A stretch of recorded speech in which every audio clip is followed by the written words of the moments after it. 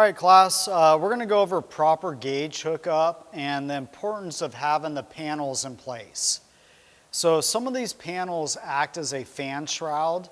So if the panel's off, the air is going to take the path of least resistance. So right now off the gauges, the two pressures are balanced out because the unit's off, and we're looking about 200 psi on both sides. Once I call for cooling, the high side pressure is going to build up, the low side pressure is going to drop.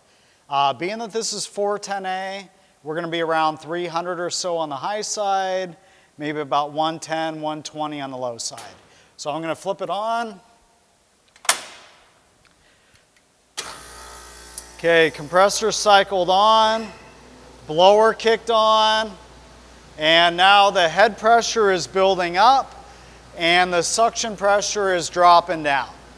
So right now we're looking about 275 on the high side, and we're looking right about 110 or so on the low side.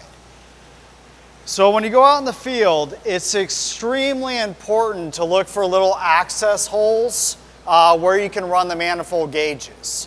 If you don't have this access hole, look to see if maybe the handle pops out, because right now we're running about 275 on the high side. Well, if I ran it with this panel off, for one, you can end up chopping your finger off on the fan motor right here.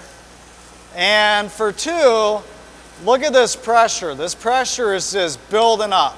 So already we're at 325, we're going up to 350, and the pressure is just building and building and building. So if you were somewhere like out in Las Vegas and you ran it with this panel off, that pressure could get up to like 600 psi, and the unit could either blow up or it could go off on high pressure safety.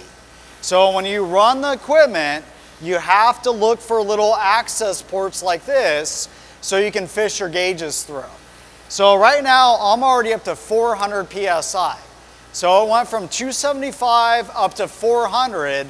We increased it 125 psi just because this panel's off. That makes all your numbers off. All your readings are not going to be accurate because this panel is off. The second that panel goes back in place, that pressure is going to drop right back down.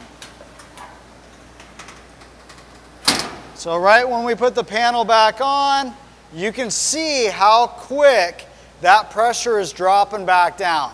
So we were up above 400, I'm already back down to 325.